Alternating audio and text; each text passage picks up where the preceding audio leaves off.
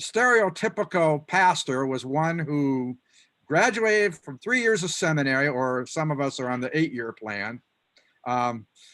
We left seminary, we came in and took a church that, even if it didn't pay full-time, was considered full-time.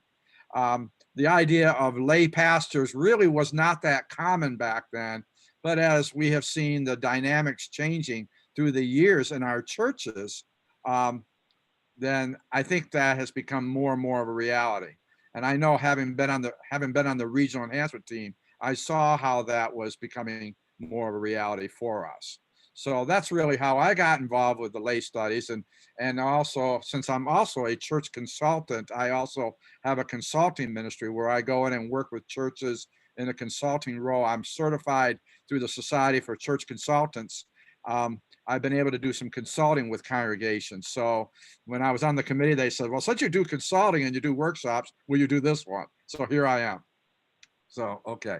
Now, George, the screen looks a little bit blurry. Is there something that can clarify that a little bit? Has everybody seen the screen as being a little blurry? Mine looks fine. Well, my screen looks fine, but I don't have an Apple product, so that probably is wrong. Okay, mine, okay, that's okay. I just want to make sure everybody sees it okay. Okay, so if we could go to the next slide there, George. I'd like to just talk a little bit about mentoring from the standpoint of what Scripture teaches. Okay, and I'm not going to read all these scriptures. I'm going to kind of highlight some of them, but there are a number of passages, and a number of these you can study on your own, but I will read some of them. Obviously, the first one, of course, it's often equated with the word discipleship, and one who is a learner or a pupil. A disciple is a learner or a pupil. And of course, we know in Matthew 28 is the Great Commission, where it says, go and make disciples or learners of all the nations. In Luke chapter 6, verses 39 and 40, Jesus tells this parable. He says, can the blind lead the blind? Will they not both fall into a pit?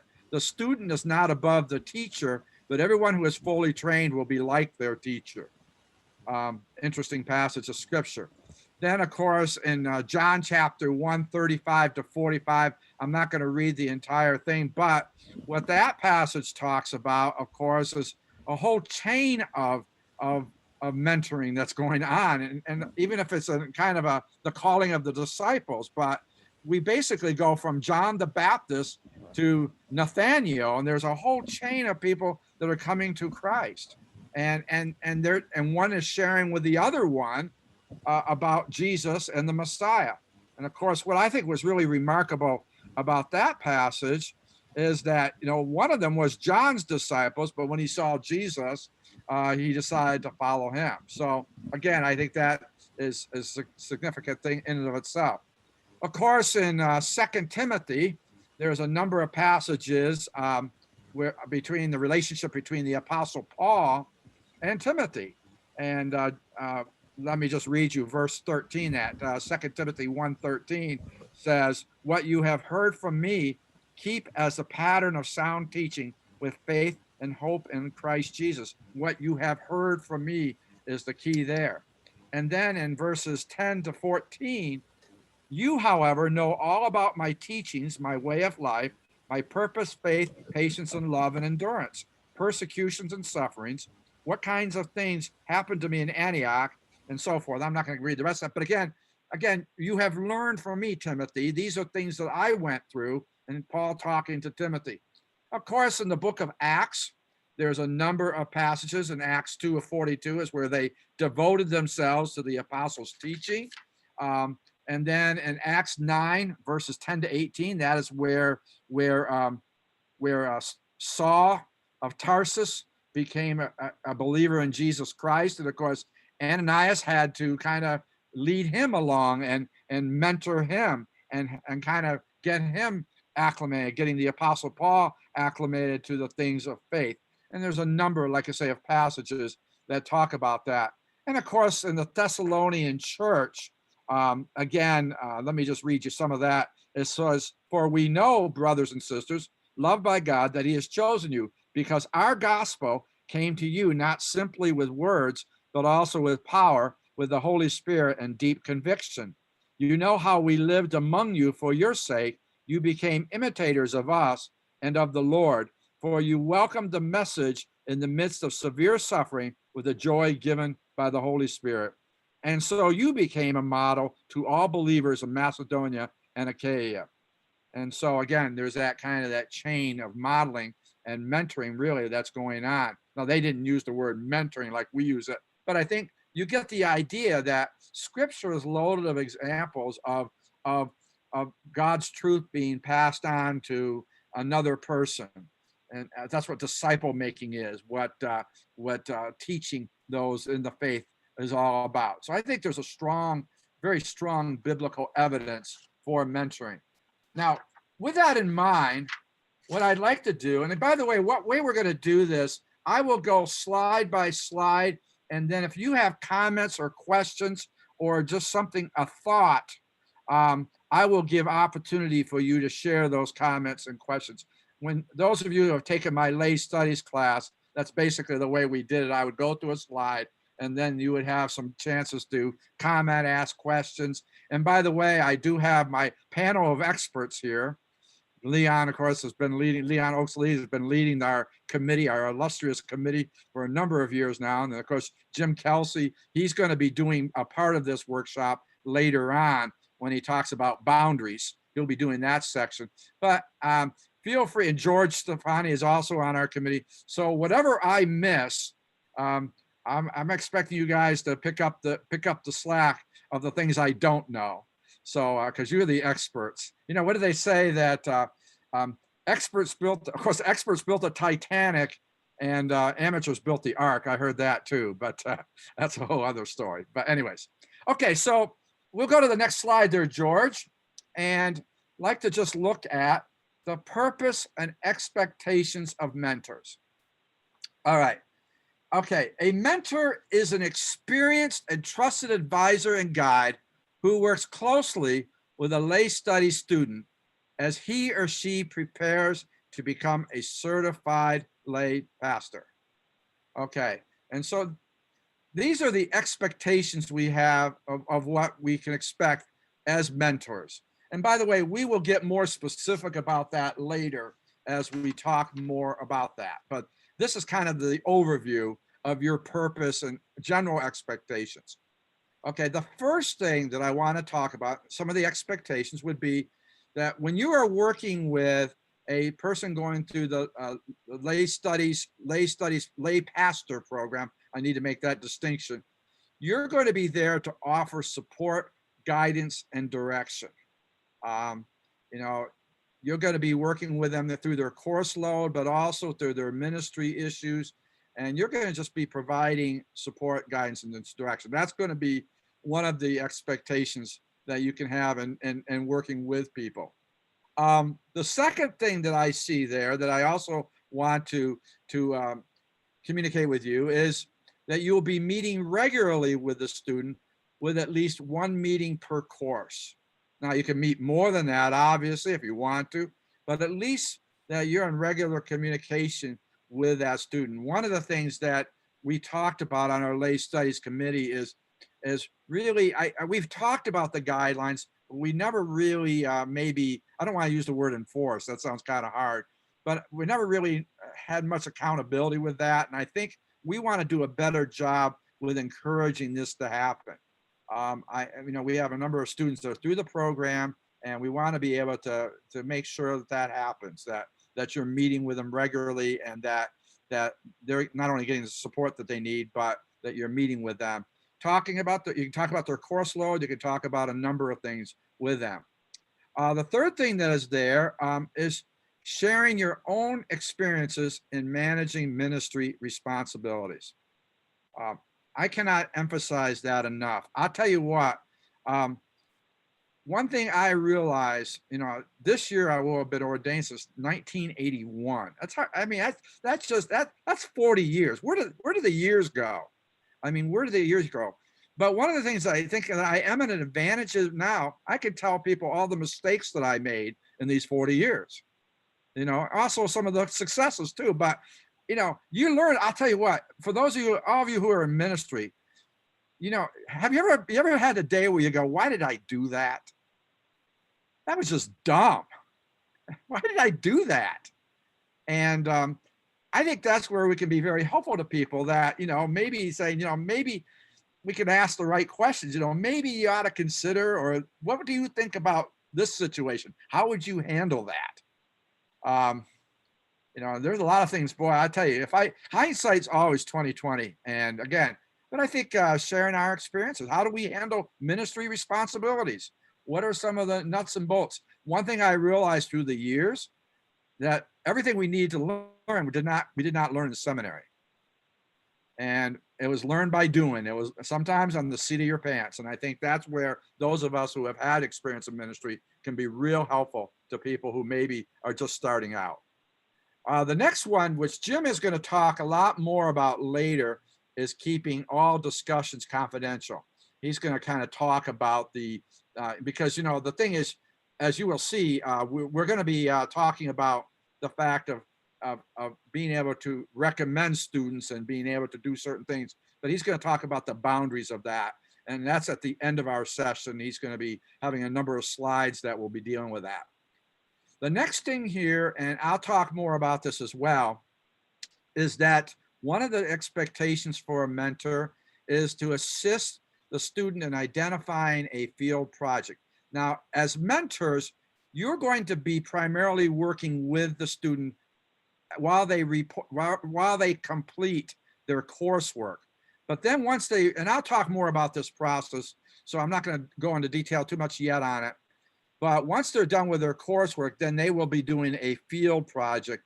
That will be another person, most likely the field supervisor, that will be leading the student through that. You're going to have that first part of that as mentors. That doesn't mean you can't have a relationship beyond that, but your main mentoring role will be while they are doing their coursework.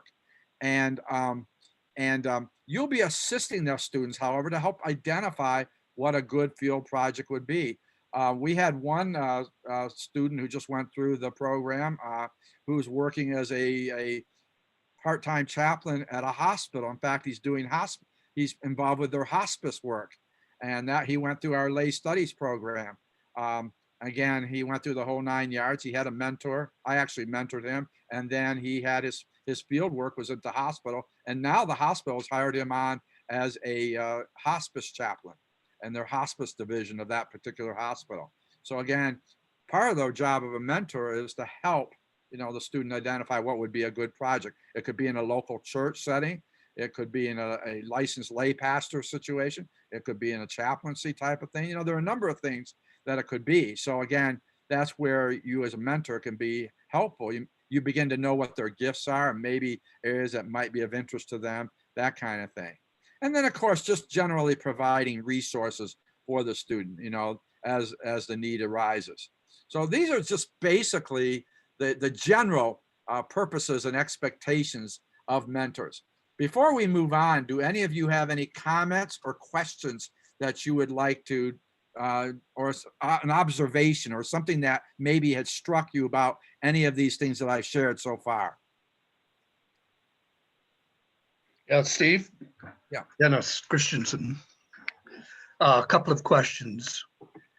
One bullet here says we will meet regularly with the student, at least one meeting per course. Is that one meeting per course after the individual decides that they want to get the certificate, or is it one meeting for all 16 of the courses, regardless of when they identify? That would be for one meeting for all 16 courses. So basically, in a nutshell, probably 16 times, you'd be meeting. If they're taking like church history, you'd be meeting them at least once during that course or whatever. I suppose if they're taking 2 courses at a time, again, maybe Leon or Jim, you might, or George, you might shed further light on that.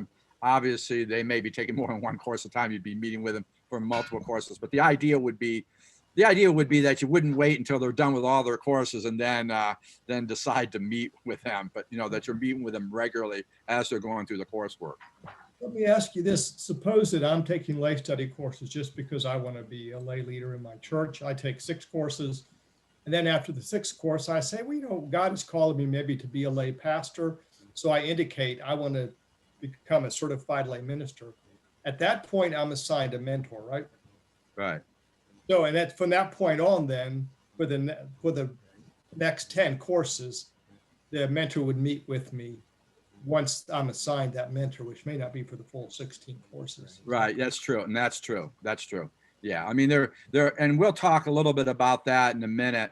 There are different levels of lay studies. There's, and we'll talk about, there's a couple of certificates. Our main thing here is for lay pastors, the studies in being a lay pastor.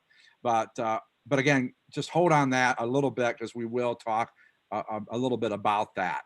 But that's a good point. So it's possible it may not be for all those courses. They're halfway through, or they get done with those core classes, and then decide I feel called to be a lay pastor. Then indeed the mentorship would kick in then. That's a good point. Okay, so my other question was, we are to assist a student in identifying a field project. Mm-hmm. What is the role of the field supervisor in helping identify that project? Where do those two connect, or do they? Good question. This is a work in progress, definitely. I would say that, my opinion, again, and the rest of the members of the team can feel free to interject on this.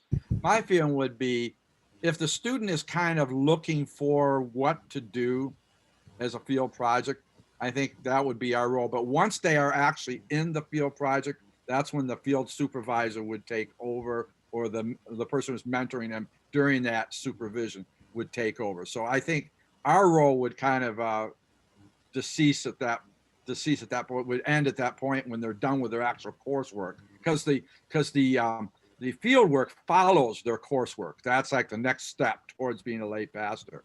So I would say, if they're kind of looking and wrestling with what they're going to be doing, and they're still they're finishing up their coursework, that would be our role to maybe help them. But then once they get into the field study, or maybe if they're inquiring, let's say, about a chaplaincy job or something like that, I think once they would be appointed to that position, then the field supervisor would take over after they start that.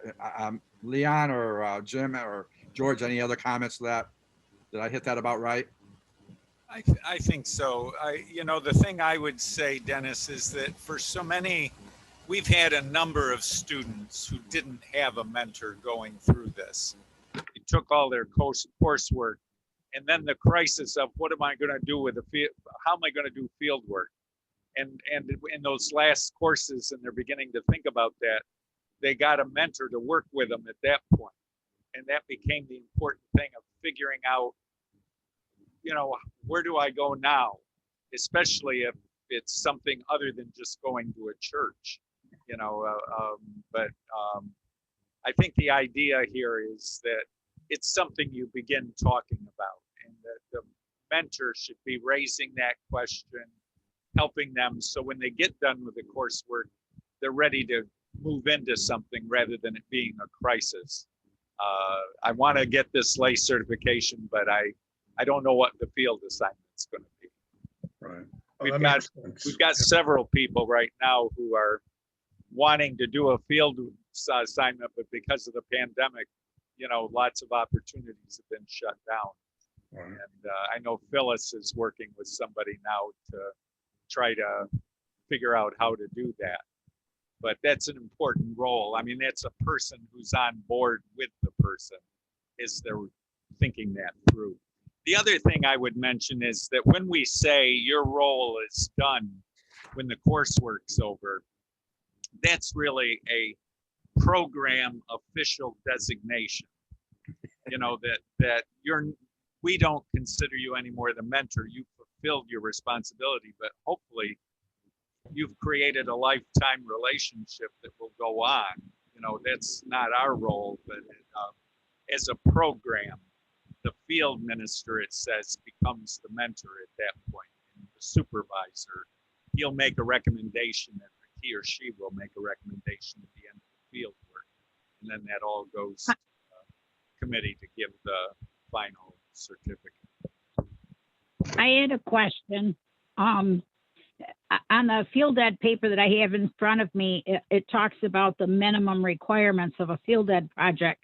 I have a couple questions. One, do we have any contact with the supervisor that we're going to turn our student over to, or is the student the one that takes the requirements to the field ed supervisor to let her know what's required?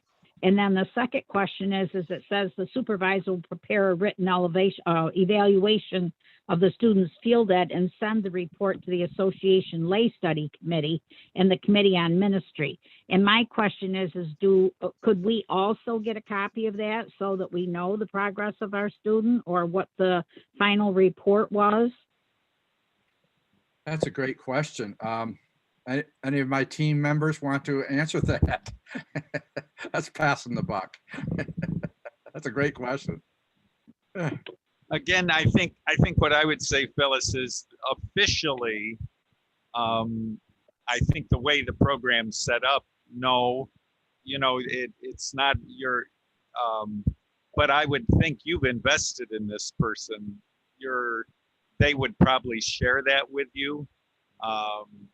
I mean, I don't see it as we're cutting somebody out of the role, but officially it moves on to the next step. And one of the issues about association committees is, do you have an association committee that's active to receive that report or not? And that's something we as the region are trying to make sure each person has that. Either the regional committee or an association committee would be making sure those things happen.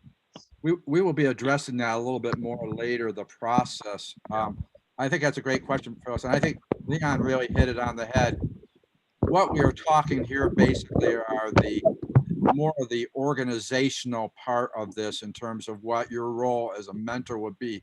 But if you want to have an ongoing relationship with them, and if the student wants to volunteer that information with you, and if you have a relationship, I mean, we would not discourage that. We're looking at this more from the administrative end of things, and to have a little bit more guidelines about what we're actually doing. And that's one of the reasons we're doing this workshop today, to at least give us a framework to work with. However you want to do that, though, beyond that framework, we're not opposed to that. It's just that we really felt we at least needed to have a skeleton to work with, like a framework to work with. So I think that's kind of, yeah, go ahead. Yeah, the reason why I was asking was because I'm sure that as they apply someplace, they're going to put us down as a reference. Yeah. And the field ed is when they finally, when the tires hit the pavement and they really put what they've learned into action. And that's why I was just wondering if we would get some kind of input as to, how they made out, or their strengths or their weaknesses, or whatever, because, again, we want to give them a positive, reference. And if we didn't know anything at all about that portion, and there again, I'm sure they would share that with us, but do they also get a copy of what the supervisor is sending to the lay committee? Or is that only going to the lay committee? I would think they would be getting, I would think they'd be getting a copy of that. Anybody want to answer on that? I would think, I think a lot of what you're saying, though, is it depends on the relationship you have with the student in terms of being able to carry that stuff on. I don't know. Right. Yeah, I think certainly I would say if you have been investing in a person like that, depending on the relationship, I think really, yeah, I would hope. It's not part of maybe the administrative aspects that we're doing, but certainly relational. And we want to be very relational with this. And we'll talk more about that as we move on some further slides, because I think that, I don't want it to just be kind of, because I think that was one of the issues before. Well, we got to meet with them once a month. Once a course, and let's do the administrative. But we also are hoping that it goes beyond just administratively. And again, we'll be addressing that later on. I do have some other things I'm going to be sharing with that. So. Well, I know that, I know the one I'm mentoring. That relationship will go on forever. Yeah. I was one of the people who went all the way through the program and then got assigned a mentor for my field ed. So I realized the advantage of having that relationship. So thank you for those questions.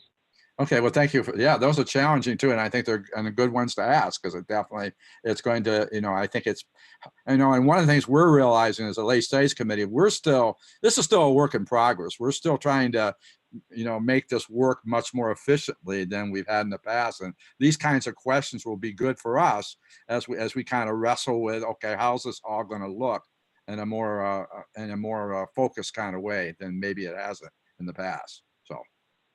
Okay, any other questions before we move on? Okay, if not, let's go to that next slide, George, thank you. And then, so how are mentors picked, and what are the selection and qualifications of mentors? Okay, here are some basic qualifications. First of all, the Association Lay Studies Committee, which is called the ALSC, boy, doesn't that sound fancy, compiles a list of mentors. Okay, now just hold off on that for a minute, but they basically, each association's Lay Studies Committee will one of their jobs is to find a list of potential mentors. And that's where they know the people in their association who might be qualified to do that, or who have the right credentials in terms of ministry, and they've been in ministry. So that primarily starts with the association. Okay, in consultation with the second bullet, in consultation with the student, the ALSC assigns a mentor to a student seeking certification. So again, working with the student, if they have their list of mentors, and so the Association Lay Studies Committee will assign a mentor to a student seeking certification. Now, here's the big one, because we all know in our ABCNYS life that not every association is operational. Let's call it like it is. Some associations, they're very well put together in terms of having a lay studies committee. Some associations are barely meeting, if meeting at all. I know at least one, and probably more, that aren't even really meeting. So in the absence of that, and we want to be sensitive to that, and we've talked a lot about this on our committee. In the absence of an associational lay studies team or committee, the regional lay studies team will help assist in the assignment process. We are in the process, of course, this is one of the reasons we're doing this workshops, is to identify some people who we feel that would be gifted in the mentoring area. We're trying to see what the interest was out there, but we also have been working and trying to identify some potential people who could be mentors to people. And that's an ongoing process, by the way. And so we, if there's not the associational level help, we as a regional lay studies committee would be glad to help assign in the assignment process. And I mean, the region is the region is here to work in partnership as much as possible that we can. And again, this workshop is an example of that. We're trying to identify those who are interested in being mentors, and this is an important part of the process. So again, if you're an association, you haven't been meeting in 10 years, and you don't have a committee or any of that stuff, don't hesitate to contact Leon, who's the chair, or any one of us, and we will bring that up at the meeting, and we'll try to do everything we can to help in the assignment process. So I just wanted to just lay that out for you. It's recommended that the mentor should not be the pastor of the student. And I think one of the factors behind that is, it's a different kind of relationship than just a normal pastoring relationship. Now, I will admit there may be times where that is not possible. I mean, this is not according to the law, it's according to grace. But the idea there is that the mentor has a very specific function of being able to work with the student as they are seeking being a lay pastor. And so it's kind of a different role than what the pastor would normally be doing with that student. But again, there are times where maybe that's not always realistic or possible. But again, this is what this is the recommendation that we have. And again, and when we're done with the slide, if any of you have questions about that, I'll let my team members maybe elaborate a little bit further on that than I have so far. And then mentors, and here's a very important thing. Mentors should either be ordained or certified lay pastors who are able to lead persons new to ministry. Obviously, we don't want somebody who's still going through the lay studies program, haven't finished yet, to be a mentor quite yet. But I mean, once they have been involved in ministry, have gone through either they've been ordained and they've been serving in ministry, or it's a certified lay pastor. Peggy shared earlier about her work in her church and the work she's been doing as a lay pastor. Those are the people that we want, people who are able to lead somebody who hasn't gone, who's still in the process, who are new to ministry, and to be there as kind of a person to encourage and to guide them. So again, those are just some of the, how we select and some of the qualifications. At this time, I will welcome any comments, questions, and maybe my other team members can fill me in on anything that I might have lacked saying there. So let's just spend a second doing that.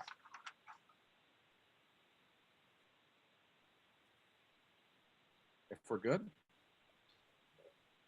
We good there? I just have a question. This is Peggy.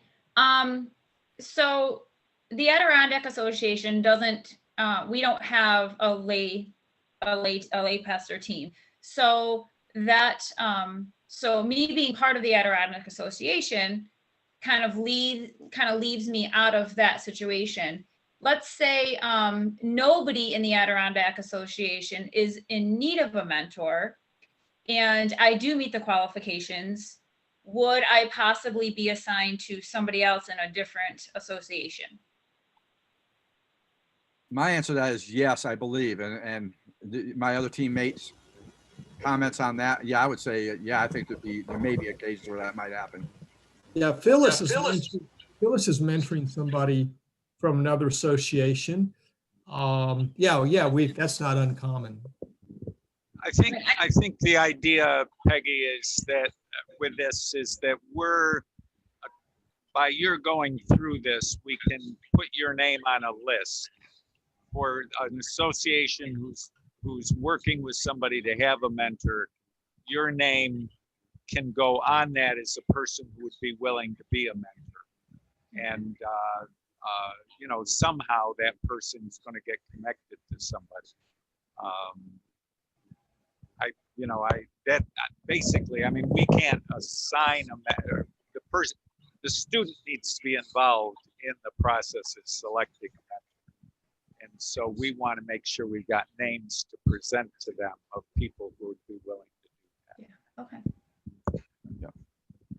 I guess I would add, Peggy, I see that as sort of a natural extension of the cooperative relationship between the Adirondack and CABA. That, oftentimes we're doing things together or sharing resources. So even though you may not have a lay study student in the Adirondack region, if we do, and now we do have a couple, then I would see that as sort of a natural interaction between those two associations to bring you on board to mentor somebody in CABA. Yeah.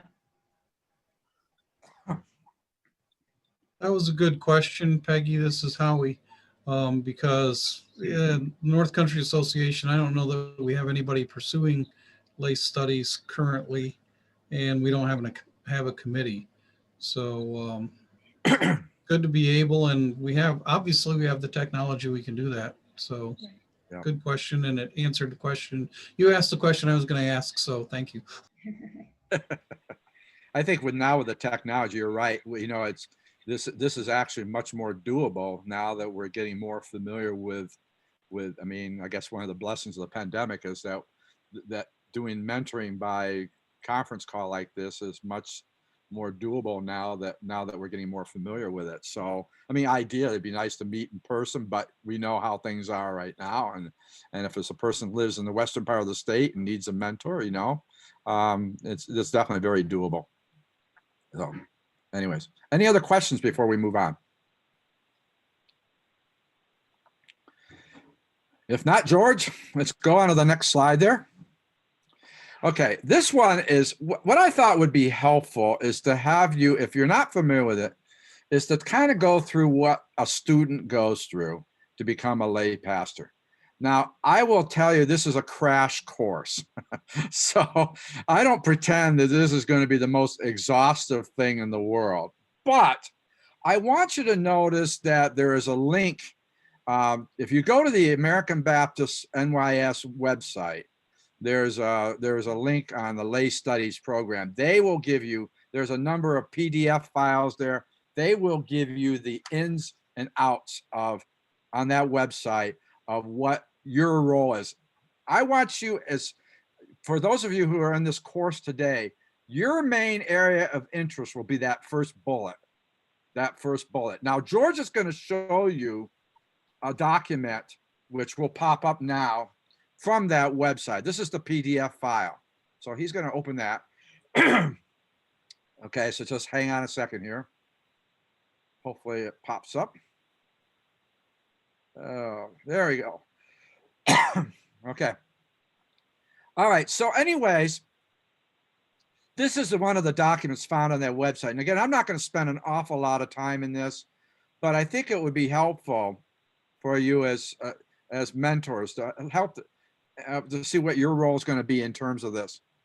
There are basically, in the certification program, there are really 3 certificates. We're going to look at the first and third one here. Okay, so if we could just scroll up a little bit, there's what's called the Certificate in Local Church Leadership. These are kind of the core courses. Okay, so there's Baptist Heritage, Basic Christian Beliefs, Christian Ethics, Church Administration, Ministry to Individuals, New Testament, Old Testament, and Spiritual Development. And the thing I want to talk about there is that every student that's going through the lay studies program, whether they become a lay pastor or not, would take these core courses. And some students go through this program just wanting a certificate in local church leadership. There's also a certificate in advanced church leadership, but I'm going to skip over that. But this is kind of the core of courses that gets them going. Okay, now if we could pop down to the certificate in lay pastoral studies, you will notice, and this again is where you're going to be involved as mentors. Okay, so they take those initial courses, and as Jim said earlier, they very well may take those core courses and decide that God's calling them into being a lay pastor. So then they want to pursue a certificate in lay pastoral studies. That's when the mentor would really take over. They might decide that before, but you know, they may decide in the process once they receive that first certificate. Now, once they receive that first certificate, if you notice the requirements, number 1 is once they earn that certificate in local church leadership, okay, and that's what we talked about before, that begins then the process where they can begin to pursue a certificate in lay pastoral studies. And this is where you're going to be involved most heavily. So that therefore, and of course, some of the requirements is that they maintain an active membership in an ABCNYS church. They consult regularly with a mentor. We talked about that, appointed by the Association Lay Study Committee, or if they don't have one, by the Regional Lay Study Committee. And then they have to, in order to move towards certification, they have to successfully complete the following courses. Christian education, and this is on top of the courses I already mentioned. You know, we already talked about the core courses. They got that certificate. Once they get that certificate, then they would complete these courses: Christian education, church history, introduction to Christian counseling, ministry to the small church, preaching, and worship. And then after that, number 5 would be, then they would meet with representatives of the Association Lay Studies Committee to plan field work. Okay, and then they would have to successfully complete their supervised field work. And so this is really, your involvement will be right up to about step 5, but certainly the first 4 steps will be your primary involvement as mentors. That's that first bullet that I showed you. So if we could go back to the PowerPoint, George, again, I'll reemphasize that this can all be found on the website if you need to research it further and so forth. So if we could go back to the PowerPoint there. It takes just a second here. Okay, again, you're going to be involved in that first bullet, earned certificate in lay pastoral studies. And then you notice I have it slash coursework, field study, mentoring, and then again, more details. And I just showed you one of those documents there. Now, the student is not done yet, but your role, unless you want to have an ongoing relationship, is pretty well done in this first bullet. But then here's what happens. And the reason why I'm doing this is I thought it would be helpful for you to understand what the student goes through to get certified as a lay pastor. So at least you're aware of where they need to go and what's going to happen. So after they have completed their field work, they've met with the Association of Lay Studies Committee, and they've done all that stuff, they've gone through the coursework, then they would meet with the Association Committee on Ministry or a representative to review certification requirements. And here's what they have to do in order to go the next step. And when they are meeting with the Committee on the Ministry, they obviously have to maintain an active ministry in an ABCNYS church. They have to provide 3 references, current pastor and 2 others, to Association Committee on Ministry. They must receive an endorsement by a local church leadership. They must submit a paper of 3 to 4 pages reflecting biblical and theological understanding. They must sign a signed copy of the Minister Council Code of Ethics and then they have to provide evidence that the candidate has completed training on boundaries, ethics, and behavior. And again, these are things they would do when they meet with the Committee on the Ministry. It's not Lay Studies Committee at this point. This is actually the Committee on Ministry that would also handle ordained pastors and people that are seeking ordination and that kind of thing, or recognition of ordination. And so that's when they would be meeting with the Committee on Ministry. We had in the Living Waters recently, Leroy Woodruff has just gone through the whole program. He's the one that's working actually as a hospice chaplain. And I was on the Living Waters Committee on the Ministry, and we went through all these steps with him, and he had to read his paper. We asked him all kinds of questions and that kind of thing. And so again, these were things that he had to have in place. Now, if you go down there, it says the last thing it says is that then he would actually meet with the association. He or she, the student or the candidate, would meet with the Association Committee on Ministry for final review. What we did, like with Leroy, we listened to his paper, we asked questions, we had the signed copies of the Code of Ethics, we had all these different requirements that were met here, and then we approved him to become a licensed lay pastor. And what we did is then we sent that to the Committee on the Ministry of our association, sent that to the regional Committee on the Ministry, and they basically also approved of his licensing as a licensed lay pastor, being certified as a lay pastor. And so again, we worked in close cooperation. The Committee on the Ministry worked on the associational level, worked in close relationship with the regional Committee on Ministry. And again, he went through that whole process. But your primary role will be that first bullet. But I really felt it's very important for you to understand what happens when a student and what they have to go through to get there. Okay, any questions or comments? I know that's a lot here. Again, I would encourage you to look at that website. Again, I would hope, I know some of you are, I would assume this is something that the regional office could do, that a copy of this PowerPoint could be sent and the links and everything in case you don't have it. But again, I would say that if you look at that website and the region about lay studies program, that talks a lot about this.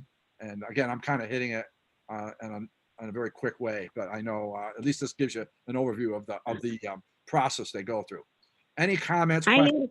Yeah, go ahead. Yeah, I had a question on number 8, where it says provide evidence of satisfactory completion of training approved by ABC on boundaries, ethics, and standards of behavior. Now, I know about the boundaries class. What certifies ethics and standard of behavior?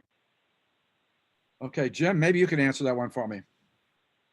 It's all a single experience. Boundaries, ethics, and behavior. That's it. If you go through the boundary training program, then that would cover it. Okay, because that was a question of Bonnie's, and I knew when we when we did before the committee of ministry, we had to sign 2 papers, and I didn't know if those were the 2 papers. And so I just need clarification. So thank you. That comes up. One paper you signed was the Minister's Council Code of Ethics.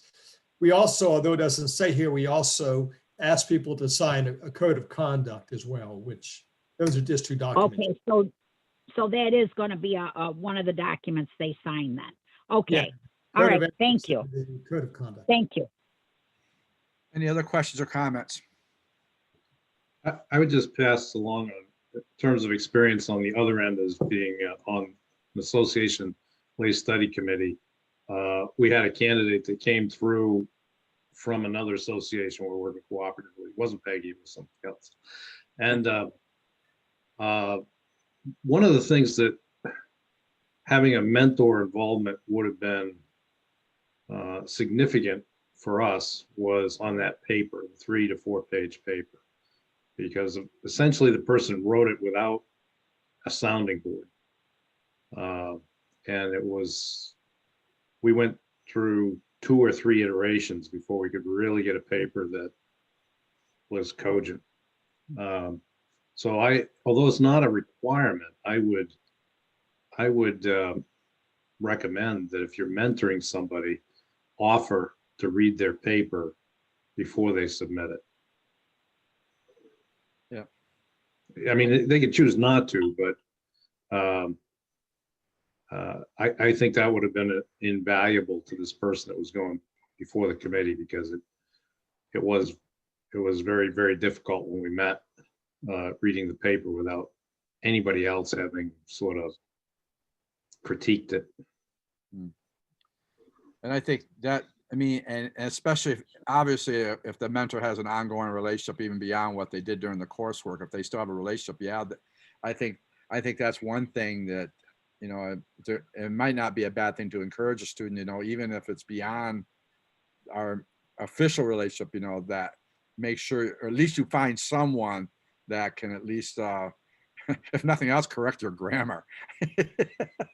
I mean, I know one person I know, they had their well, you know, I know when Leroy went through, he had his pastor go over it with him, and he did do that, and that was very well done. I mean, he and his pastor had worked on it, and I think that's. But if they're in a situation they don't have a pastor in the church or something like that, find somebody, whether it's the mentor that mentored them, somebody for them to kind of be a sounding board. And to be able to, because that does create a issue for the committee on the ministry and for the lay studies committee and stuff like that, to be able to deal with that sometimes. Again, I think that's a good point. Yeah, as just going through it, you know, like I said, you know, a little over a year ago, I really have to strongly advise, at least advising people to do that paper, because George was extremely helpful in so many ways. And even though you've gone through the learning process, that writing that paper, in my situation, I'd never had to write a paper similar to that.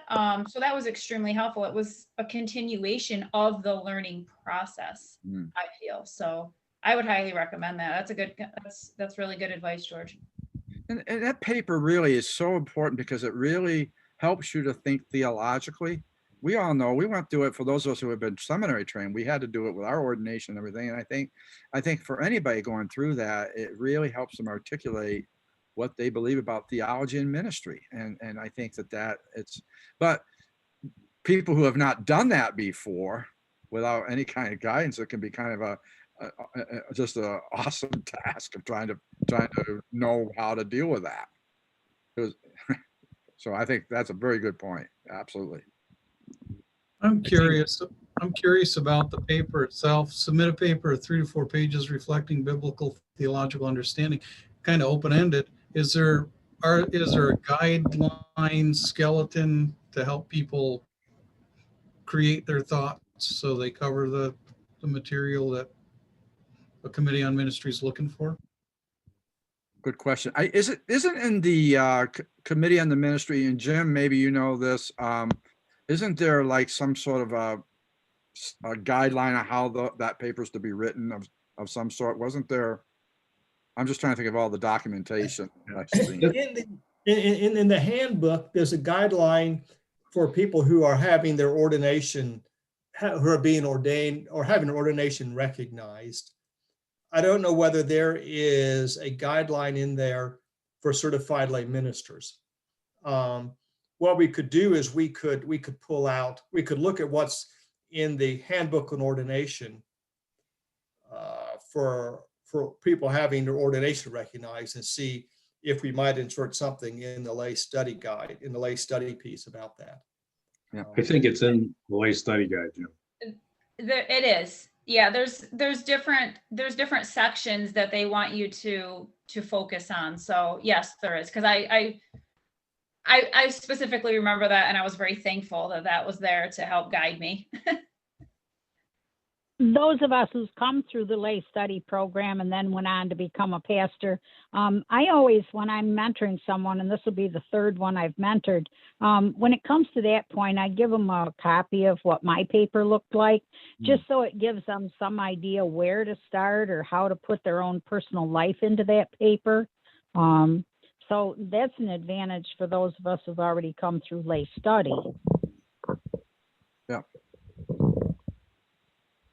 Steve, the one thing I would reiterate is just, it's not officially the role of the mentor to work with this, but you're uniquely positioned, having gotten to know this person and they're built their trust.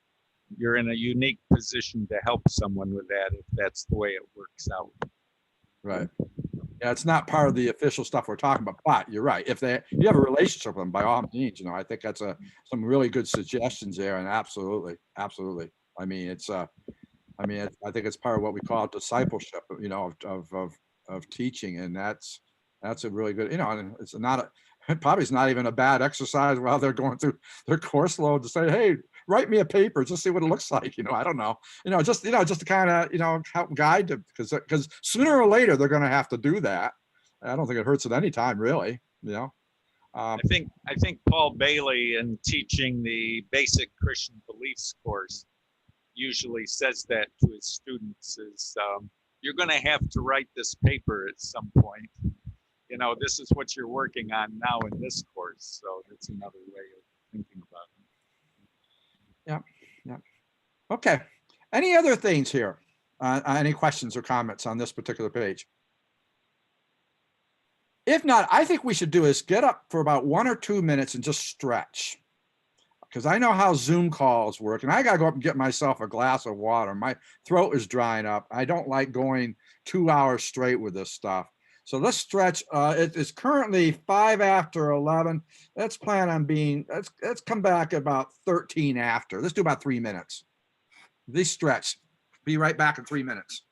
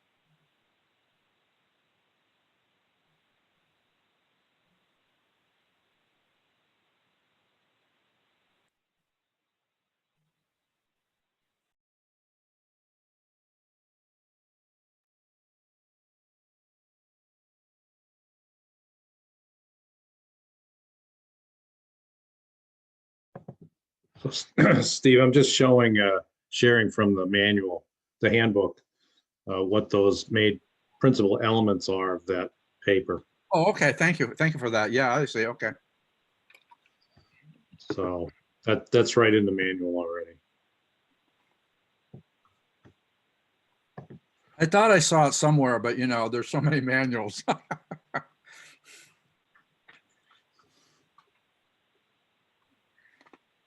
I vaguely remember seeing it. Okay, as soon as everybody's back, I think we can go to that next slide, George. Hopefully everybody's back.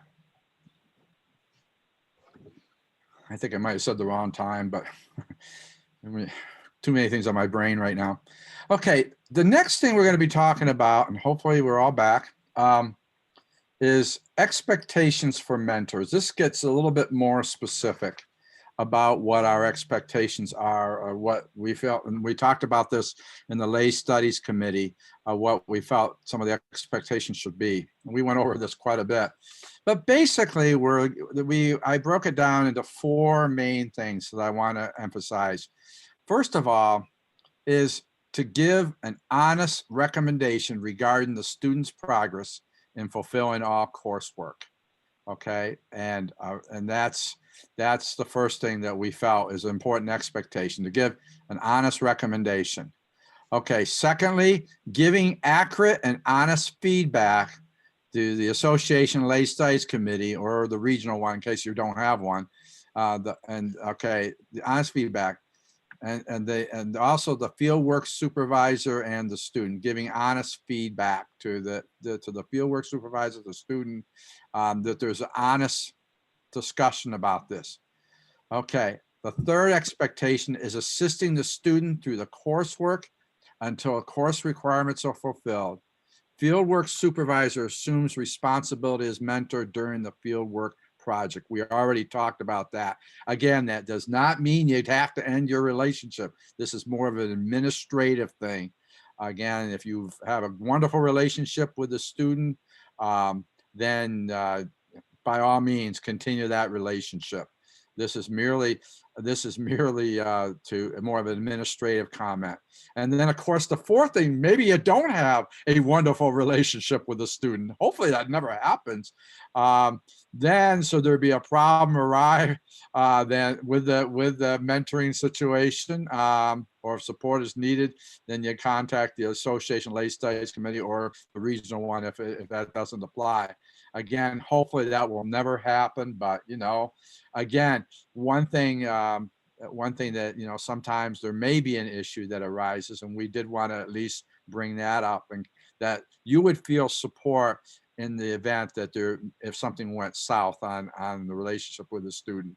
Again, hopefully that will never happen, but we also know that sometimes things like that do happen, and we want to be able to, if there's a problem or any kind of issue, that we are there for support to be able to help you through that. Okay, now, is there any comments on that before we move on? Again, I'd like to try to get your feedback, anything like that. And again, any members of the team can also share any thoughts, maybe something I missed there, but your comments, questions, thoughts. I think Phyllis brought it up earlier. This is Dennis, Steve. And I don't want to belabor it, but if the student is not forthcoming about their coursework, it's going to be somewhat difficult to give an honest, or at least a thoroughly considered recommendation regarding their coursework. So yeah, and that's where, you know, and that's where you may have to get some outside, if they're not going to be forthcoming, we may have to end up getting some outside counsel on that, you know, where you say, you know, and at least, you know, again, every situation is different with that, Dennis. And again, I would say if they're not forthcoming, then there's obviously a problem. There's a problem with how I handled that is that they get a certification when they've completed a course. And so I asked them to make me a copy of all their certificates as proof that they've completed the course. So if they haven't completed the course, the teacher wouldn't pass them on. And so most of us are going to build a relationship with that person and they'll be open. But in a case where they're not open or forthcoming about their coursework, we're within our rights to ask for a copy of their certification so that we can verify they've completed their coursework. That's good. That's very good. Yeah. I mean, I think they have to understand that there are certain requirements to become certified, and one of them is to meet with a mentor and to be open. In fact, really, the next slide's going to talk more about that too, because this is the expectations for mentors. The next slide's going to be what mentors should look for in their students. Okay, since we're already on that,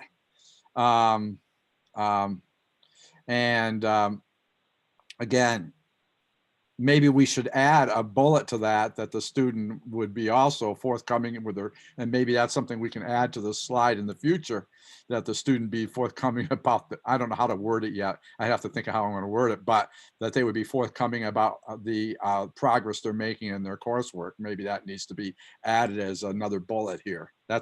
So already you folks are adding to the workshop, which probably needs to happen in the future. So that's a good thing. That's a good thing. Any other comments or thoughts? Again, we'll comment on this in a second from the previous slide. Any questions about that? Any more thoughts on that?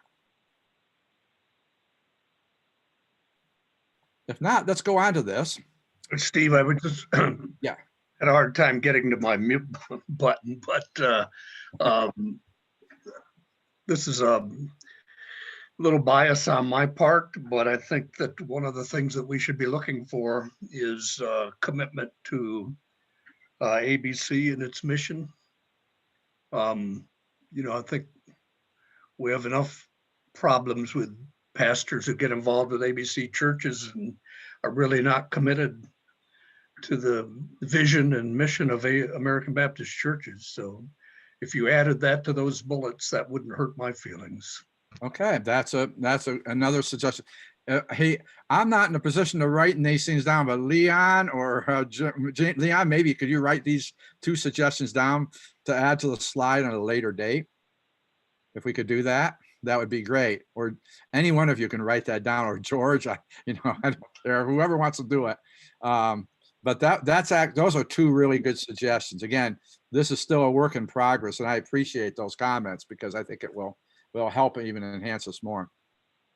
I strongly agree with that one, because it breaks my heart when we get our pastors or paragraph for partners and I see churches that it's 0, 0, 0, 0 all the way across the board. You are supporting the American Baptist churches, and so I agree with Dennis wholeheartedly. Okay.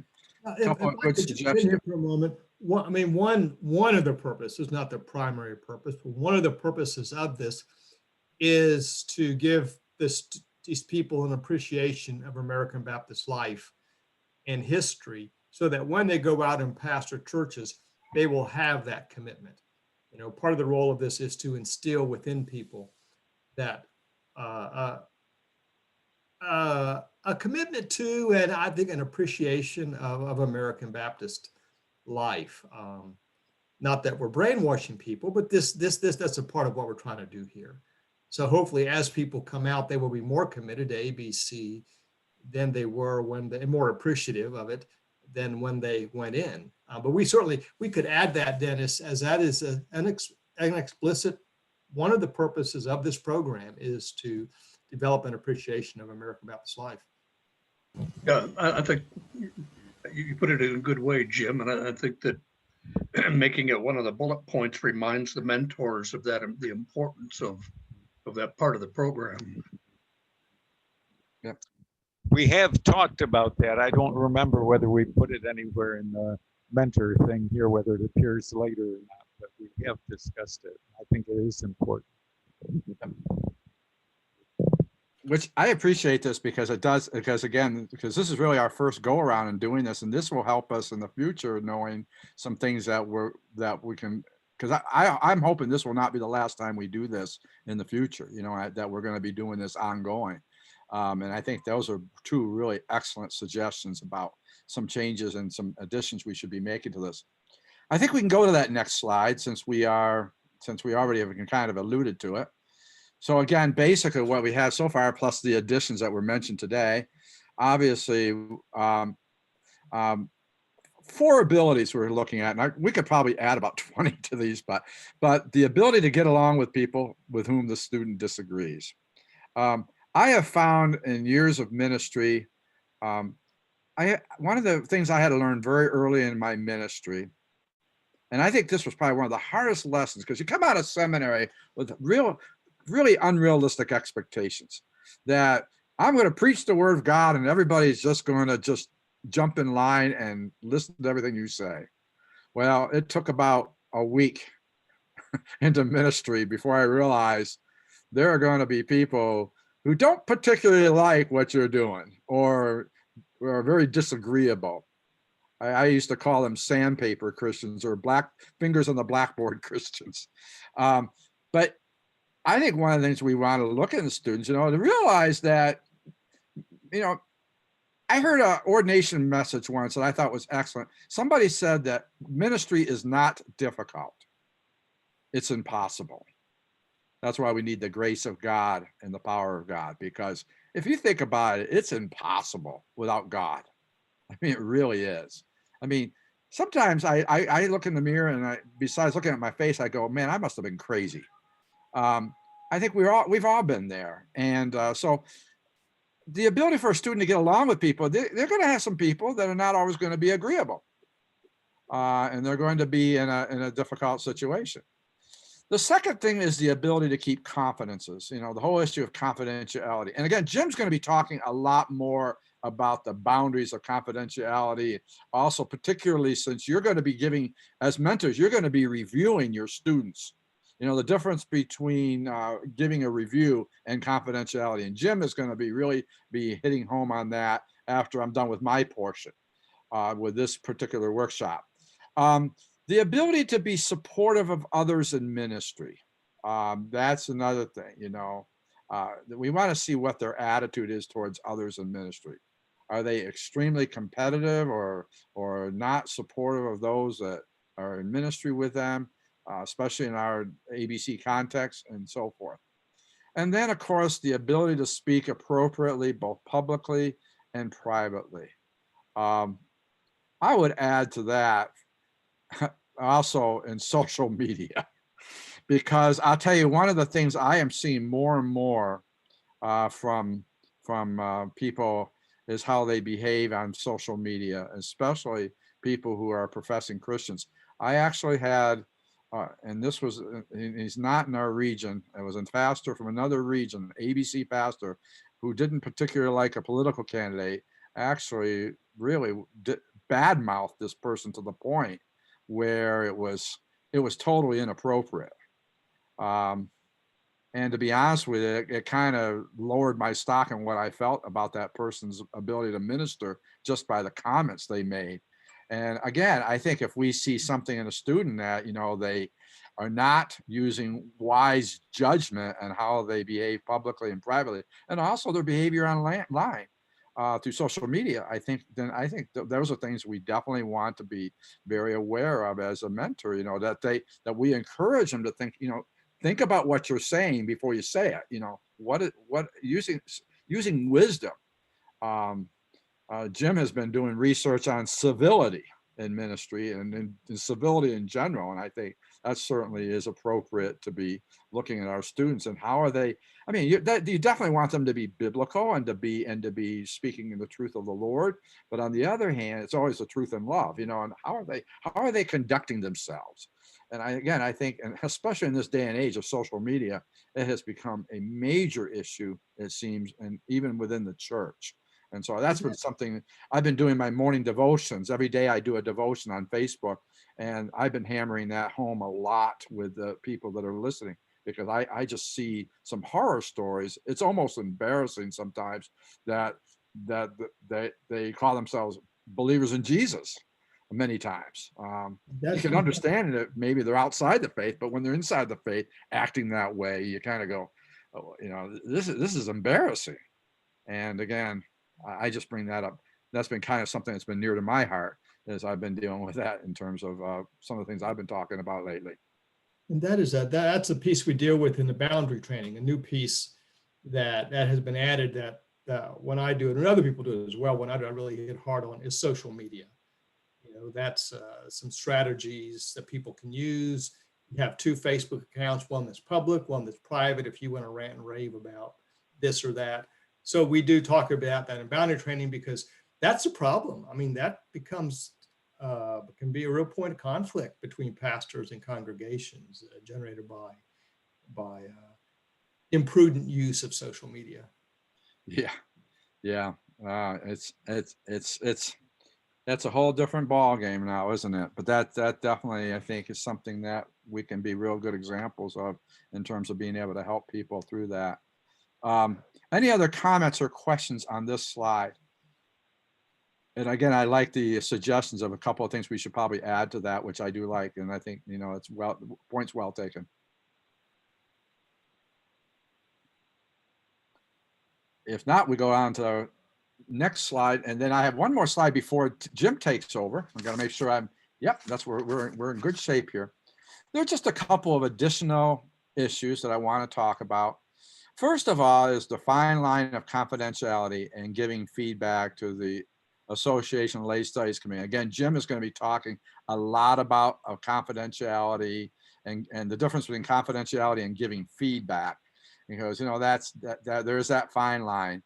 And then another issue would be what happens if things don't work out between the student and the mentor. And again, that's where your Association Lay Studies Committee can be supportive, or the region. I mean, if it's something where maybe you really need some, I would really encourage you as mentors, if you really feel that you need to get some outside counsel, you know, I don't hesitate to, to contact, Leon's our chair.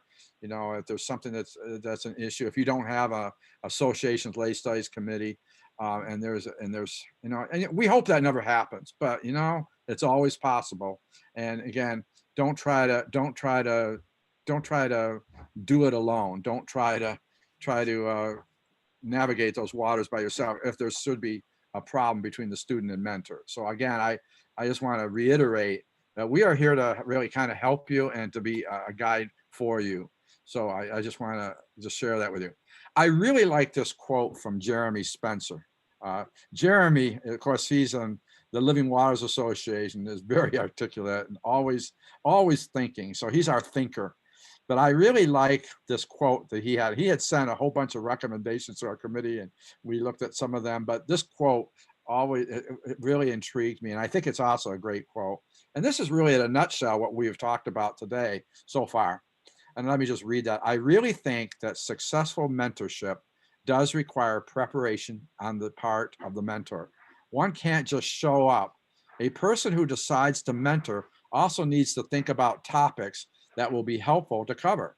Some of those might include preaching, conflicts, relationships with the congregation, vision casting, strengths and weaknesses, working with persons during times of grief, congregational expectations, developing successful ministry habits, aspect of the code of ethics, and other topics. Each mentor pastor will have certain things that he or she may wish to discuss. And that's a quote from Jeremy Spencer from the Odessa Baptist Church. I think that's just really in a nutshell, really, I think kind of shows the spirit of what being a mentor is about. And I just really like that quote. Any comments or thoughts or any more questions before we move on to Jim's portion of this workshop?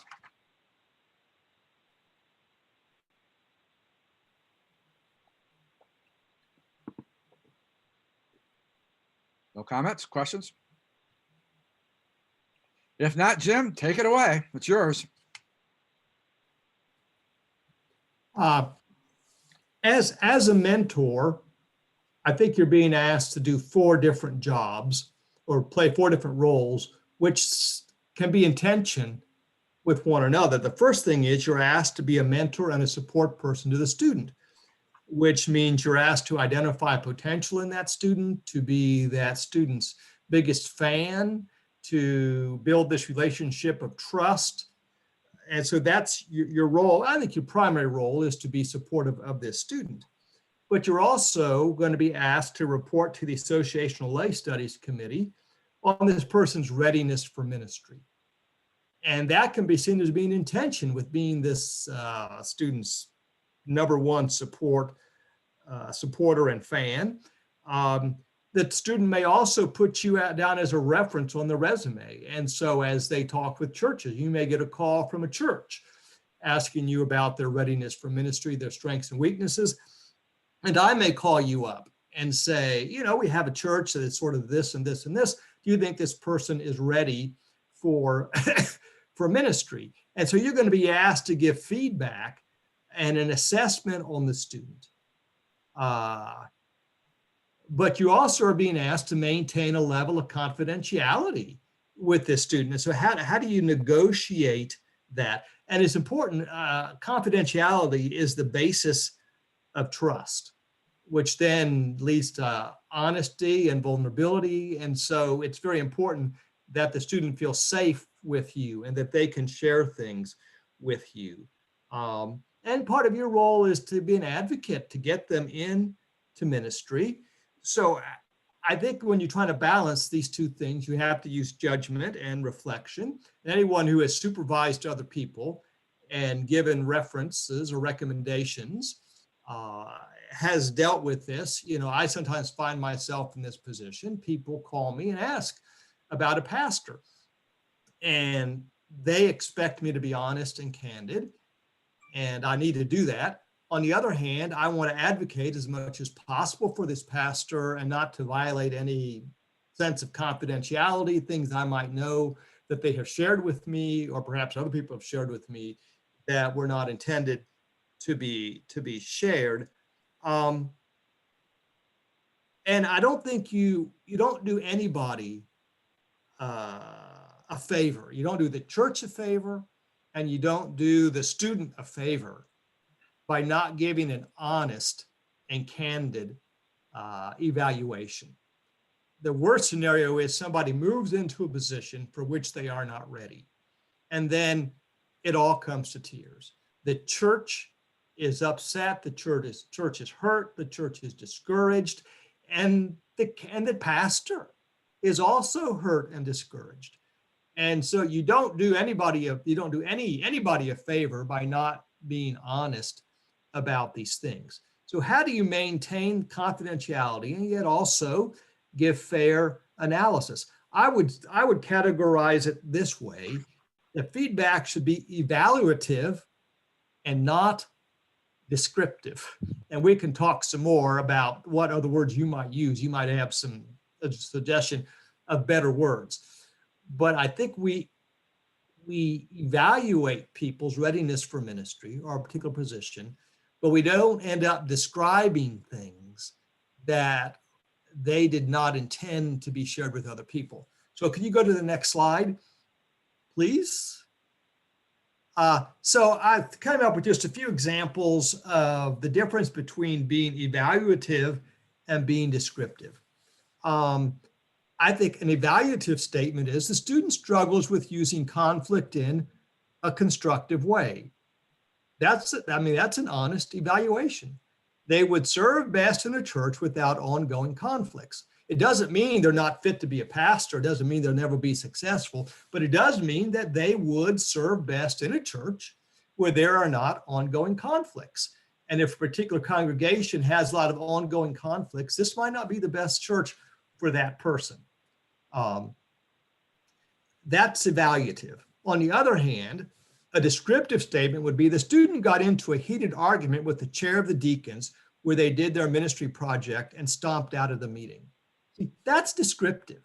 And if the student has called you up and talked to you about this, and you've talked with them about how they might have handled it differently, you know, how they could have managed this, see, that is a confidential conversation. And that's not the kind of thing you would share with some, you know, with particularly with a search committee. And probably if the student tells you all about this, their assumption is that that they don't want that shared.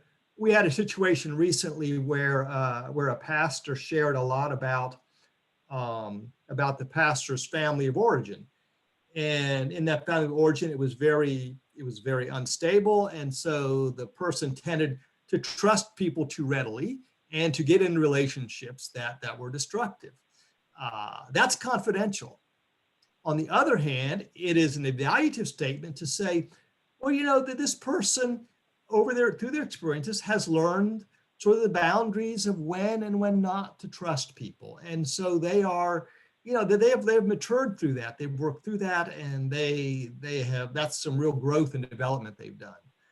It's very different than saying, you know, well, they had 3 relationships, 3 different people, and they trusted the wrong person, and 2 of those people ended up improving. See what I'm saying? In fact, you could take something like that and use it positively to say, you know, I have seen growth in this person in learning boundaries about when and when not to trust people. An evaluative statement would be the student will need to grow more confident in preaching and will need encouragement. I mean, that's a good statement to say that if this person goes to this church, it's going to need to be a supportive, welcoming place where people are going to give them positive, supportive, encouraging feedback about their preaching. It's another way of sort of suggesting that this person will become a better preacher over time. I mean, none of us get in the pulpit the first time and we deliver, you know, this wonderful sermon. On the other hand, a descriptive statement would be the student's first sermon was a disaster. I mean, the student calls you up and says, I preached on Sunday, it was terrible. You know, I got nervous, I lost my place, and, you know, and somebody said it was the worst sermon they've ever heard. You know, you don't share that. That's descriptive. That was told to you in confidence. But it is, you can say, you know, the person is developing their preaching skills, and so they would need to be someplace where there's room for them to develop their preaching style, which is an evaluative statement and is a good thing to say. The student's relationship with their children is bad. That is simply nobody's business. You know, you simply don't start talking about people's families, about their marriages, about their children. The student comes from an abusive family. Again, that's descriptive. That's not something you would ever share with anybody. You know, the student has shared that with you, thinking it's going to be kept in confidence. Now they come from an abusive family. If this has so affected the student that they're not able to have healthy relationships, then that's a conversation you need to have with the student. And if this, you know, and you might make an evaluative statement about, well, I mean, you really don't want to say anything about people's families or the way they were raised or that kind of thing. That is told to you in confidence. You know, it's an evaluative statement. An evaluative statement might be, well, you know, that this person, it takes them a while to come to know people and trust them, which that's more an evaluative statement. Next slide. But let me also say that what you want to do is you want to advocate for the student. You want this student to take their skills and their calling and work in a congregation. You want to do everything you can to help this student be called to a place of ministry. But again, you know, you don't do anybody a favor by not being honest. So let's, you want to share some examples of what might you give as an appropriate to share and what is not appropriate to share? And before you answer that, let me ask you this. You might also, a good question to ask is, if I were this person, would I want this shared about me? That's a good rule. If you say, no, I wouldn't want that shared, then it might be, you want to think more about that. You also sometimes might have a conversation with the person and say, you know, I might be functioning. I have to give an evaluation of your readiness for ministry. I may serve as your reference. You know, and this is an area that I may be asked about. You know, how let's talk about how I would answer this question with the student. you know, and if it's something you could see you'd be asked about, and it's something that is not going to be positive about the student, you could talk with the student. You know, I sometimes have done that with pastors. A pastor goes to a church and they're at the church for 11 months. There's a big conflict and they ask the pastor to resign. Now, anybody who calls, most people who call me about this pastor is going to say, they were at the last church for only 11 months. What happened? That question is going to be asked. And so I will talk with that pastor to say, you know, when I'm asked that question, let's talk about how I will answer that. And to partly to say that both I and the student and the pastor are on the same page. We're not telling a different story. But to say inevitably this kind of question will come up. How, you know, how you know, what do you think is a fair way for me to answer that question? So, you know, if you see potential problems, talk with the student about it. You know, maybe the student's been married 3 times.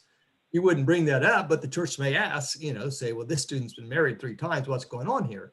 You say to the student, say, you know, probably someone's going to ask me about that. You know, let's work out how I would answer that question. So what examples do you think are appropriate to share, and what would be some examples that are not appropriate to share in your opinion? Jim, I just wanted to say that I think one thing that, as you were talking, when my wife was a supervisor, and her responsibility was to hire people to become visiting nurses into homes, she would always show them a picture of the most dysfunctional home there is to potential candidates. You know, usually there was electric wires all over the place. The TV was blaring. The kids were half clothed. There was pizza boxes all over the place. And she would ask a person, what are the positive things that you see in this picture? And the reason she did that was if they couldn't see anything positive, she says, you're never going to get a hearing. You're never going to get a hearing in someone's home as a visiting nurse. But if you can come in with the attitude that even with all the negativity that was there, that, okay, there was pizza. They had enough money to buy food. They obviously, the TV's on. At least they paid their electric bill for the month. And the reason she did that is when a nurse would go, and if the person recognized that, when a nurse went in and was able to point out those things, then they would get a hearing to have a second visit. If you went in with the attitude, well, a very judgmental attitude, you weren't going to get a second visit and wouldn't provide the proper care. So I think when we're talking about some of these things, when we get into issues of tremendous sensitivity with our mentees or the people that we're mentoring, you know, our attitude has a lot to do with this as well. How do we react, you know, when somebody shares something with us? I think that is part of this whole thing as well that we should be thinking about. Mm-hmm. So what do you think would be some examples of some appropriate things to share and some inappropriate things to share as you're functioning as a reporting to the lay study committee or serving as a reference for someone?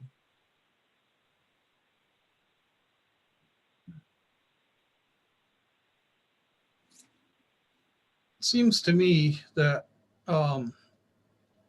if our focus is to help them and our relationship becomes built around helping a student get through the required courses, the coursework, you know, appropriate things to share might be a high interest in church history or something like that, you know, something that's related to the coursework, but certainly not, you know, if someone was asked, well, are they really conservative or are they really liberal? Well, that's, you know, that's not for me to assess to begin with. And that wouldn't be appropriate. And obviously anything, you know, as I'm going through training for spiritual direction, and that whole thing of confidentiality is we talk about things that just don't leave the room. So if I talk with a mentoree about something that doesn't leave the room, it just doesn't get shared. That's You know what I mean? Yeah, and that's an excellent point, Howie, is that if somebody asks me about a pastor, are they liberal or conservative? My response is always, no, you would need to talk with them about that. Most people's theology is nuanced in different ways. So I mean, it's entirely appropriate to say, it'd be best to ask the candidate about that. It's not incumbent upon us to answer every question. Is there, people ask me, is their marriage happy? I would say, I don't know, you need to ask them about it. I would have no idea. So yeah, it's, and if they may ask, what is this person's view on this issue or that issue? I would say, well, you would need to talk with them about that. It's not appropriate for us to represent people's theology or positions on different social issues or political issues. It's not up to us to present that. They would talk to the candidate about that. And it's perfectly, if there's a question with which you're uncomfortable, I think it's fine to say, I really don't know about that. That is something you would need to ask them. And that can be a way out. And it's, I recently, I had a call from someone about a pastor. And I mean, what I said in the reference was, I said, this person has a real calling to ministry. Their heart is as good as gold, but they do not present themselves well in an interview. As to say, any church who talks with this person probably is going to hang up and say, who in the world recommended this person to us? Yeah, but to say, but that can be a positive thing to say when you talk with them. And I didn't say this to a committee. I said it to an executive minister. They don't present themselves real well because they don't. It's a disaster, and they don't. I don't try to coach people on how to dress, but to say, how to present yourself in a way that committee's going to say we want to, I mean that's very different than saying, this person is just is not well groomed, not well dressed, which when the committee talked with them, they will see that. But if it's a church that's important to them, they'll say we're not interested. On the other hand, the church may say, well, we don't care about that. I mean, thank you. Those were good observations, Howie. Other examples of something that is appropriate or something that would be inappropriate to share. Jim, Dennis, I would think it would be very inappropriate to share anything that you knew about a person's health or health issues. Absolutely. And also,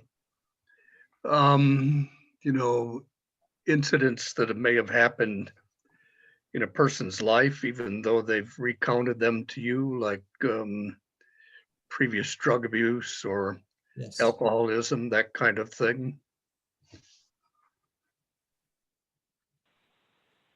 Yeah, and you also have to assess, is this relevant? If somebody was 20 years old and they got arrested for smoking dope in Florida over spring break, and now they're 63 years old and they've had no other arrests, you never would share about health. And something else you said triggered something in my mind. You never share about any health issues. And something else just popped into my mind about health, about and if you're concerned about someone in terms of that they have addiction issues, or they are currently being abused, or they are abusive, then that goes back to the code of ethics and the standards of behavior form that they would sign. And at that point, you would say to the associational committee, I have concerns about the truthfulness of these forms they signed. We do have a code of, obviously, if someone is addicted to drugs, you need to say, I think that they have some personal struggles that at this point preclude them from serving, and to tell the candidate that. I mean, that's quite common to say, if somebody, don't put me down as a reference, because if you do, I'm going to have to say, that these issues, I think, preclude your serving. Some people have a diagnosed mental illness that is untreated. And at that point, you would have to say, I think there are things in this person's life that precludes them from serving as a minister at this time. End of story. But tell the candidate you're going to say that, call them up and say, this is what I'm going to have to say. Other things that are appropriate or inappropriate. I think some of those things that we've just talked about are, those are the difficult parts of mentoring, because those are things that you should be discussing with the individual. Yeah. And helping them deal with that, and being honest about how, as you mentioned, how you're going to have to deal with it, when you're asked for references or when you have to make an evaluation. So, but, for me, I don't know about anybody else, but for me, that would be the tough part of mentoring. That's where the rubber really meets the road. And it comes under the heading of speaking the truth in love. But I want to stress, this is the exception. It is unlikely that you're ever going to have this can be a big issue for you.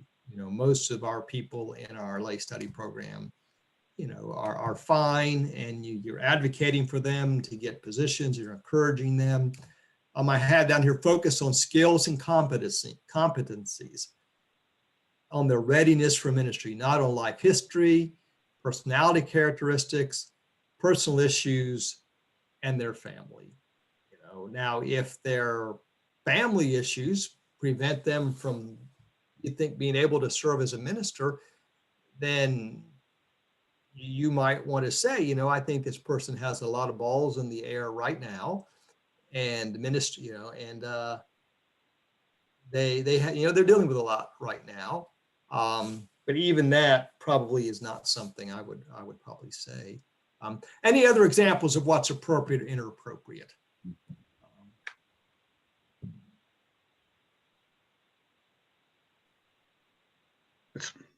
Dennis again. Years ago, I knew someone, and I was not involved in their ministry or their decisions to go into ministry, but I was convinced that this person was going into ministry because they were unable to get a job anywhere else. How would you deal with that in an evaluation or a reference? Well, if the person's going to be a good minister, maybe that, you've heard people say, there's nothing else in the world I could do except be a pastor. Well, that could be a positive thing, that they're so called of God and gifted in that way that they couldn't ever be at peace with themselves and God if they're not in ministry. On the other hand, it could mean I can't get a job doing anything else, and so this is what I'm doing. I mean, the question there is, would they be a good minister?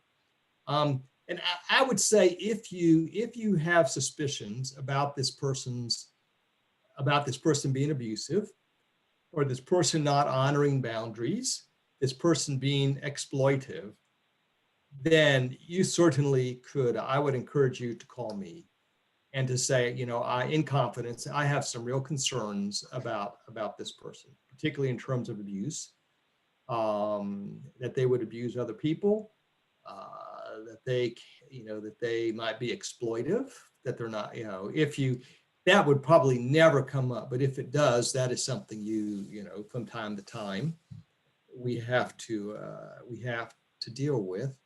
I guess, Dennis, your question is, how, does this person have potential to be a meaningful minister, and in what context can they minister? I have sometimes said to other executive ministers, this person has real gifts for ministry, but they need to be in a position that's fairly low stakes, where they're not going to have to manage, manage the church finances, they're not going to have to deal with a lot of conflict. If you have a church that's fairly healthy and have strong lay leadership and looking for somebody to preach and do pastoral care, this person will be great. If you look for somebody to lead a building program, probably that's not what they would be good at. Any other comments or suggestions about this? I mean, do you feel you have some guidance here, or you need something more?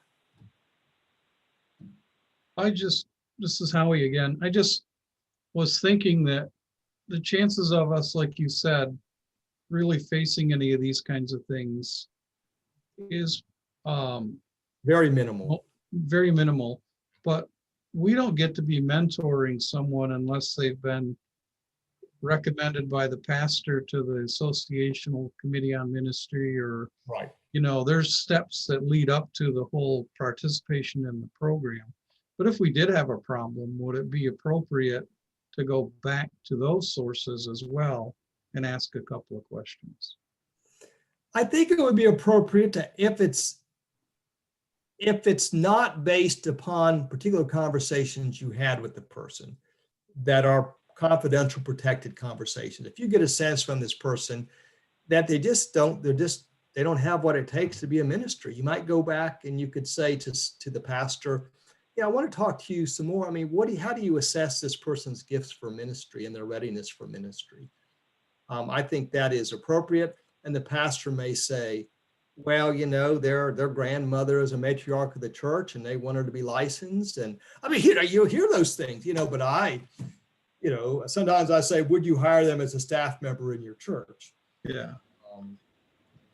I ran into the grandmother thing as a regional enhancement team member, so I know what you're talking about there. Again, if you would not want to ask questions that betray a confidential conversation you had with that person.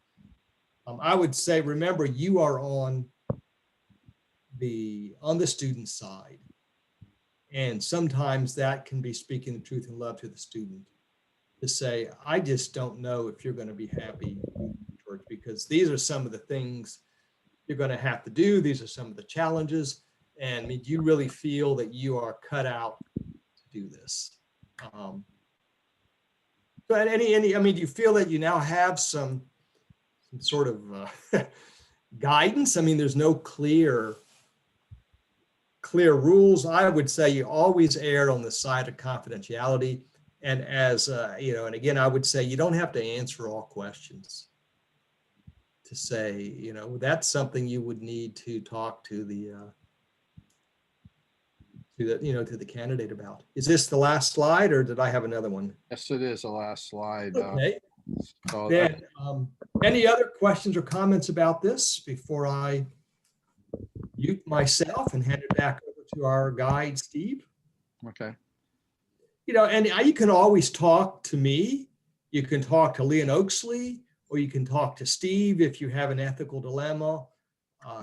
It's sort of, bounce off somebody else, or somebody else you trust, another pastor, to sort of, how do I navigate this challenge here?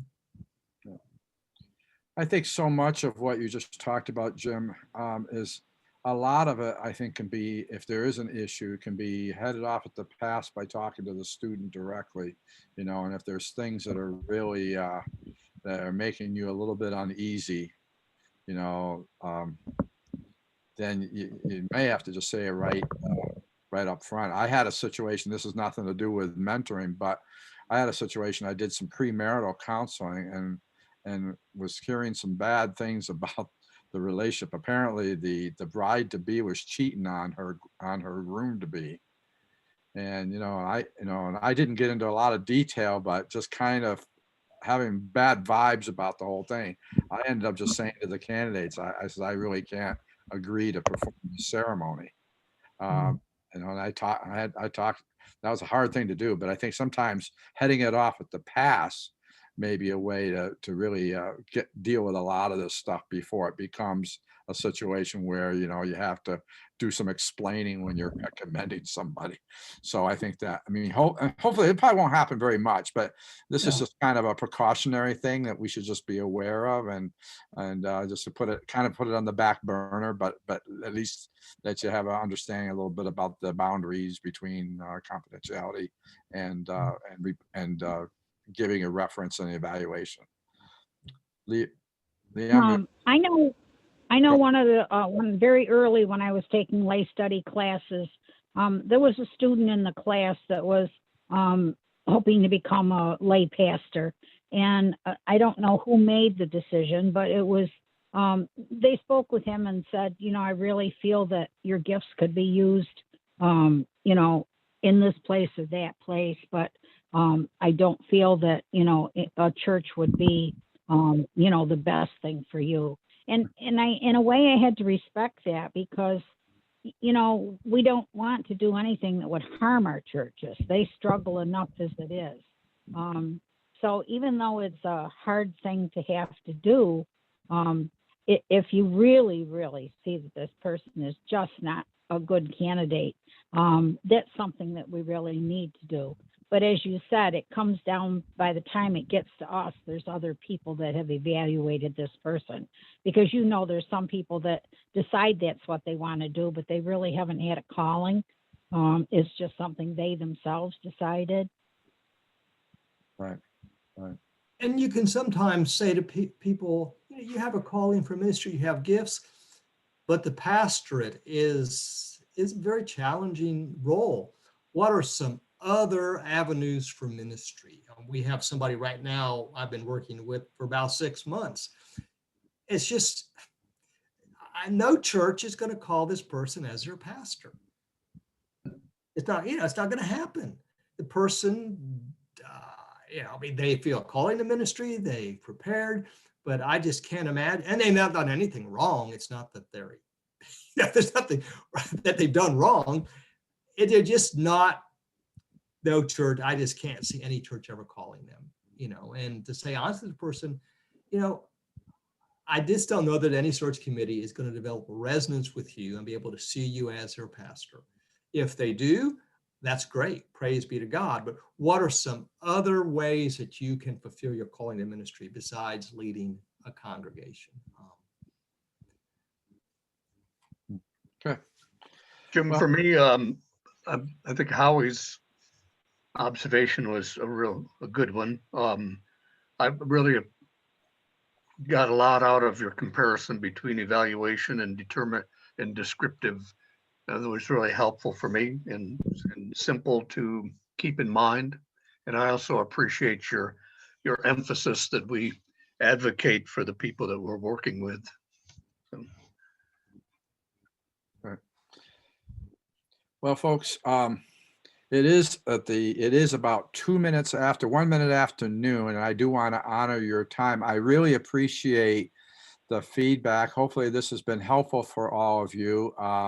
Again, we appreciate you taking the time this morning to being part of this workshop, and also look forward to working with you on any kind of mentoring situation in the future.